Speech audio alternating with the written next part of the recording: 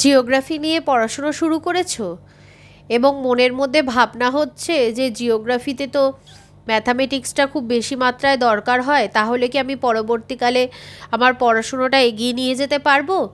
আমার কেরিয়ারের ক্ষেত্রে কোনো অসুবিধা হবে না তো?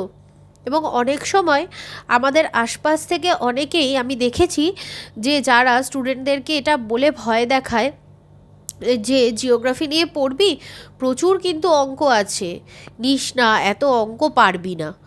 তো এই বিষয়ে যে এই যে ভীতি, এই যে ভুল ধারণা, সেটাকে ভাঙাতে এলাম এই ভিডিওটার মাধ্যমে।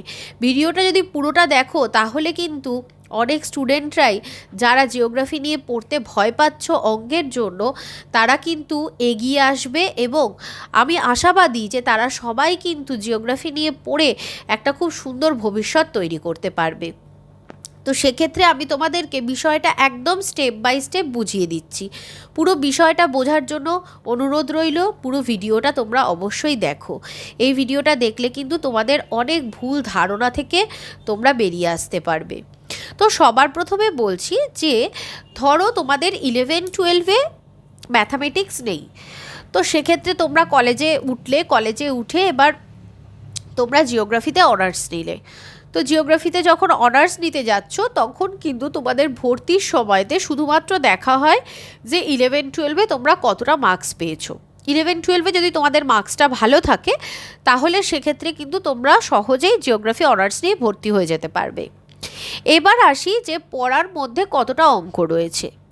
স্ট্যাটিস্টিক্সের একটা পোর্শন থাকে, যে পোর্শনটাতে স্ট্যাটিস্টিক্সে প্রায় 50 মার্কস মতো থাকে।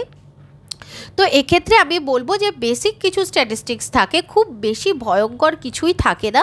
বিষয়টা একটু প্র্যাকটিস করলে, সঠিক গাইডেন্স পেলে কিন্তু কোনোই অসুবিধা তোমাদের হবে না। সাধারণ মানে অঙ্কের 10 লেভেল অবধি তোমাদের যেটুকু তোমাদের নলেজ আছে সেটা দিয়েই কিন্তু হয়ে যাবে। এছাড়াও তোমাদেরকে কার্টোগ্রামসের মধ্যে যে পোর্শনগুলো করতে হয় সেখানেও কিন্তু একদম বেসিক লেভেলের আমাদের পাটিগণিত বলো বা ত্রিকোণমিতি বলো, এই সমস্ত অঙ্কের একদম 10 লেভেলের যে বেসিকটা আছে সেটা মোটামুটি জানা থাকলেই কিন্তু তোমরা পেরে যাবে। এটা গেল পড়াশুনোর ক্ষেত্রে আমি বলছি। এবার কেরিয়ারের ক্ষেত্রে শুধু পড়াশুনোটা তো জানলে চলবে না, কেন কি আমাদের পড়াশুনোটা করে তো পরবর্তীকালে কেরিয়ারের দিকেও এগোতে হবে। তো কেরিয়ারের দিক থেকে ম্যাথ না থাকলে কি কেরিয়ারের দিক থেকে আটকে যাবে? এই প্রশ্নটাও কিন্তু তোমাদের মনের মধ্যে রয়েছে। তো এই প্রশ্নটারও আজকে আমি সমাধান করে দিচ্ছি। তো সেক্ষেত্রে বলছি কেরিয়ারের ক্ষেত্রেও কিন্তু গণিত যে খুব বিশাল একটা প্রয়োজন হয় সেটা কিন্তু নয়।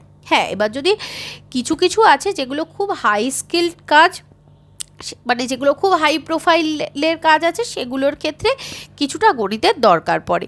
যেমন ধরো জিআইএস এবং রিমোট সেন্সিংয়ের ক্ষেত্রে কিন্তু কিছু কিছু কাজের ক্ষেত্রে ওই ধরো কোডিংয়ের কাজ বা অ্যালগরিদমের কাজ, এই সমস্ত কাজের ক্ষেত্রে কিন্তু কিছুটা হলেও অঙ্কের কনসেপ্টটা একটু ভালো থাকা দরকার। তাও এখন যেটা দেখা যাচ্ছে যে অনেক ভালো ভালো সফটওয়্যার ব্যবহার করা হচ্ছে, অনেক ভালো ভালো গ্রাফিক্যাল সফটওয়্যার ব্যবহার করা হচ্ছে, যেগুলোর মাধ্যমে কিন্তু এটা খুবই সহজ হয়ে যাচ্ছে। আরবান প্ল্যানিংয়ের কাজ যদি করো সেক্ষেত্রে ডেটা অ্যানালিসিস করতে হয়। ডেটা অ্যানালিসিসের জন্য বেসিক লেভেলের কিছু ম্যাথামেটিক্যাল ক্যালকুলেশন থাকে, যেটা একটু নলেজ থাকলেই পারা যায়। আর কি, শিক্ষকতার কাজের জন্য তোমার এখানে অঙ্কের খুব বেশি একটা দরকার পড়ে না। সেখানে তুমি অনার্সে ভালো মার্কস পেলে এবং তুমি যদি এসএসসি পরীক্ষায় ক্র্যাক করতে পারো তাহলে কিন্তু তুমি খুব সহজেই চাকরিটা পেয়ে যাবে। তো তাহলে আজকের এই ভিডিওটার মাধ্যমে আমি তোমাদেরকে বোঝাতে পারছি তো যে তোমরা যে ভয়টা পাচ্ছ, বা তোমাদেরকে অনেক সময় অনেকে ভয় দেখায় যে জিওগ্রাফিতে প্রচুর অঙ্ক আছে এবং সেগুলো তোরা একেবারেই পারবি না করতে, সেই জন্য জিওগ্রাফি অনার্স নিস না, বা 11-12-এও অনেক স্টুডেন্টদেরকে বলা হয় তোরা জিওগ্রাফি নিস না। তো সেক্ষেত্রে আমি তোমাদেরকে ইন্সপায়ার করছি অ্যাজ আ টিচার যে তোমরা সাবজেক্টটা নাও, খুব ইন্টারেস্টিং একটা সাবজেক্ট। এবং এই সাবজেক্টটা এমন একটা সাবজেক্ট যেটা কিন্তু অনেকগুলো রাস্তা তোমাদের কাছে খুলে যাবে, জীবনের অনেকগুলো পথ খুলে যাবে, যার মাধ্যমে তোমরা সরকারি এবং বেসরকারি বিভিন্ন সংস্থাতে তোমরা খুব সহজেই কাজের সুযোগ পাবে এবং তোমাদের ফিউচারটা তাতে অনেক ব্রাইট হবে। তো সেই কারণে ওই একটা অঙ্কের ভয় পেয়ে তোমরা কিন্তু কেউ পিছিয়ে থেকো না। আজকের ভিডিওটা এখানেই শেষ করছি। ভিডিওটা যদি তোমাদের কাছে হেল্পফুল মনে হয়ে থাকে তাহলে অবশ্যই একটা লাইক করো, চ্যানেলটাকে সাবস্ক্রাইব করে রেখো, বেল নোটিফিকেশানটাকে অন রেখো। আমি এরকম আরও কিছু কিছু ভালো ভালো ভিডিও নিয়ে আসবো যেটা তোমাদের জন্য অনেক হেল্পফুল হবে। তোমাদের যদি আমার কাছে কিছু জানার থাকে তাহলে অবশ্যই আমাকে কমেন্ট বক্সে মেসেজ করতে পারো, আমি চেষ্টা করব তোমাদের সেই প্রশ্নের উত্তর দেওয়ার। আজকের ভিডিওটা এখানেই শেষ করছি। টাটা।